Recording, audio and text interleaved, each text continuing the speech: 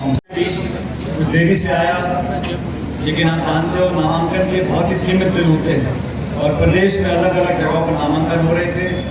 कल मैं जोधपुर में था और आज सुबह बाड़मेर में हमारा कार्यक्रम था। बाड़मेर के हमारे उम्मीदवार का नामांकन तो भरा दिया, लेकिन उनकी जो सभा थी और हरीश जी की सभा थी एक ही टाइम पर थी। तो मैं हिंदुस्तान पाकिस्तान का बॉर्डर वहां से चल के हरीश जी का समर्थन करने, आप सबसे समर्थन मांगने के लिए यहाँ पर आया हूँ। और हरीश जी, आप विधायक हो, आपके पक्ष में सभी लोगों ने अपनी अपनी बात रखी। शेखावत साहब से लेके मुकेश भाकर साहब तक, हर समाज, हर उम्र के, हर नेता, हर संगठन के पदाधिकारी ने आपके पक्ष में बात रखी है। और मैं जानता हूं कि ये चुनाव न सिर्फ इस लोकसभा क्षेत्र के लिए महत्वपूर्ण है साथियों, लेकिन ये चुनाव इस देश के लिए महत्वपूर्ण है। और मैं ऐसा मानता हूं कि ये चुनाव दो व्यक्तियों का नहीं है, ये चुनाव सिर्फ सांसद बनने का नहीं है, ये चुनाव इस देश के भविष्य का चुनाव है। और वह गंभीरता से आप लोगों को बात को समझना चाहिए। ठीक है, सांसद चुने जाते हैं, हर बार 5 साल में चुनाव आते हैं, लेकिन जो वातावरण 10 साल से इस देश में है, जो 10 साल से सरकार ने काम किए हैं, आलोचना सब कर सकते हैं, कमियां सब सरकारों में होती है, लेकिन इस सरकार ने विशेष रूप से एक ऐसी दमनकारी नीति अपनाई है। कांग्रेस मुक्त बनाना चाहते हैं हिंदुस्तान को, विपक्ष के लोगों की आवाज को दबाना चाहते हैं। वहां तक भी ठीक है, लेकिन संवैधानिक संस्थाओं का 75 साल से अलग अलग सरकारों ने जिन संस्थाओं को पोषित कर कर इतना मजबूत बनाया कि हमारे गणतंत्र, हमारे लोकतंत्र का सिक्का पूरी दुनिया में चलता है, उन संवैधानिक संस्थाओं को नीतिगत तरीके से जानबूझकर उनकी विश्वसनीयता को खत्म करने की साजिश ये सरकार रच रही है। आप लोग गंभीरता से सुनो। लोकतंत्र का मतलब ये नहीं होता कि हम वोट डालकर कोई जीत जाए। वोट तो बहुत देशों में पड़ते हैं, हमारे विपक्ष की राजनीति करने के रास्ते बंद हो जाएंगे। कांग्रेस प्रमुख विपक्षी दल है, हमारे बैंक के खातों को सीज कर लिया जाएगा। 1994 में कोई नोटिस आया था इनकम टैक्स का, उस नोटिस के आधार पर कांग्रेस के 11 खाते बंद कर दिए, एनएसयूआई का खाता बंद कर दिया, यूथ कांग्रेस के खाते बंद कर दिए। सरकार ने करे, वो तो मैं धन्यवाद देना चाहता हूँ सुप्रीम कोर्ट का कि सुप्रीम कोर्ट ने इंटरवीन किया और ये कार्रवाई को रोका। जो खाते बंद करना चाहते हैं, निर्वाचित मुख्यमंत्री को जेल में डालना चाहते हैं, मुकदमे करना चाहते हैं, छापे डलाना चाहते हैं, सरकार की एजेंसी का दुरुपयोग करना चाहते हैं, वो लोग नहीं चाहते इस देश में चर्चा हो। हम चर्चा की चुनौती देते हैं, आप चर्चा करो, 10 कानून बनाए, किसानों के खिलाफ 3 काले कानून, नोटबंदी, जीएसटी, ऐसे कानून बना दिए। पार्लियामेंट के अंदर 147 सांसदों को निलंबित कर दिया एक दिन में 147 सांसदों को निलंबित कर दिया और पीछे से सारे कानून पास करा दिए। जब 300 पार हुए तो ये हाल है, अब 400 पार हो गए तो पूछने वाला नहीं बचेगा। हो रहे हैं इस देश में बोलने की, कहने की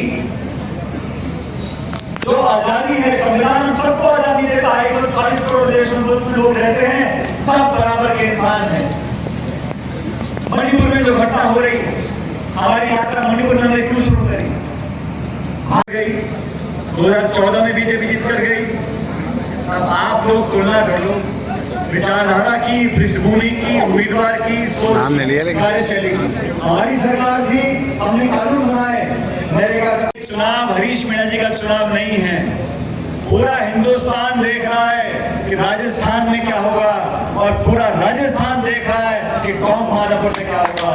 इसलिए मेरा आप सबसे आह्वान है, ये छोटी मोटी टोका टाकी चलती रहती है, लेकिन इस लोकसभा चुनाव में सिर्फ हरीश मीणा जी चुनाव नहीं लड़ रहे हैं, जितने लोग मंच पर बैठे हम सब लोग चुनाव लड़ रहे हैं। और जो वोट पड़ेगा वो सिर्फ हरीश मीणा जी को नहीं पड़ेगा, वोट मुझे भी पड़ेगा, मंच पे तमाम नेताओं को पड़ेगा।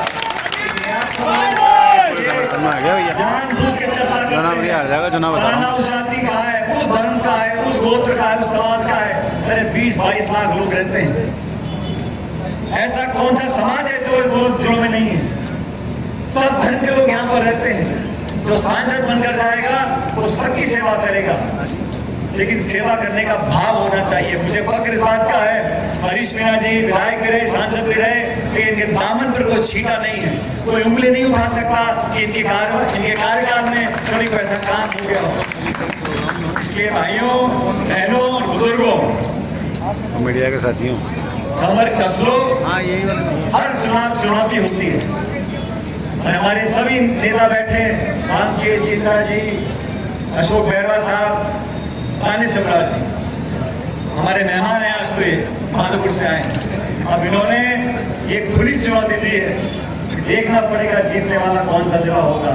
और देखो दुविधा क्या है, हरी जी का गांव तो माधोपुर पड़ता है और विधायक हमारे जिले से हैं। सारे समीकरण बिल्कुल फिट बैठ रहे हैं। जो कोई भी नेता अपना भविष्य जनता में तलाशता है, उसको ईमानदारी से अपने अपने बूथों पे, अपने अपने क्षेत्र में, अपने अपने इलाके में जाकर कांग्रेस के लिए, अपने लिए, हरीश जी के लिए वोट मांगना चाहता है। पूरा देश बदलाव चाहता है। आप अखबारों में, व्हाट्सएप में, मीडिया में, इश्तिहारों में जो आता है उसको भूल जाओ।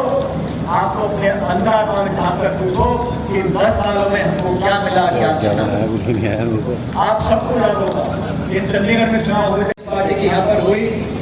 इस जिले के लोगों से, माधोपुर के जिले के लोगों से आप सबसे कहना चाहता हूँ, अभी प्रचार में हम सब लोग अलग अलग जगह जाएंगे, लेकिन ये लोकसभा का चुनाव हमारा अपना चुनाव है। यहाँ का वोट हम सब लोग मिलकर कांग्रेस पार्टी के बटन दबाकर जिताकर भेजे। तो 10 साल हो गए भाई, बहुत सूखा हो गया, अब थोड़ी हरियाली पैदा करने का समय आया है। और मैं चाहता हूँ, जैसा अदानी जी ने कहा, 50,000 बोल रहे थे, फिर लाख बोल गए, फिर रामकेश जी ने उत्साह की बात बोल दी। मैं आंकड़ों में नहीं पढ़ना चाहता हूँ, लेकिन मैं इतना आश्वासन आपसे चाहता हूँ कि कांग्रेस पार्टी की जीत अगर राजस्थान में हो तो सबसे बड़ी जीत तो माधोपुर लोकसभा क्षेत्र से हो।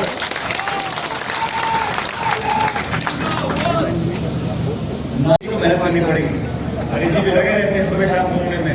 मैंने कहा मैं जब पुलिस में थे हरी जी, मैं देखता था आप रोज दौड़ते थे 10-20 किलोमीटर, निक्कर टी-शर्ट पहन के रोज दौड़ाई करते थे।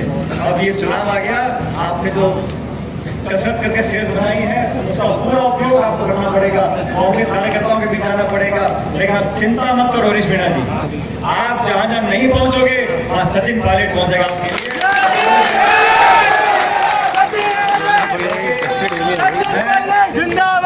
प्रदेश में मैंने बहुत काम किया, लेकिन ये मेरा जिला है, मैं यहाँ से विधायक बनकर गया हूँ। मेरी जिम्मेदारी बनती है कि यहाँ से कांग्रेस पार्टी मोटी बहुमत लेकर, अच्छा बहुमत लेकर जीत कर जाए। क्योंकि जब कुछ काम शुरू करते हैं तो उसको खत्म कर चैन लेते हैं। आप लोग बहुत घंटों से यहाँ बैठे हो, मैं 36 गाँव के लोगों से बोलना चाहता हूँ, कृपया करके भारतीय जनता पार्टी की साजिश में नहीं फंसना।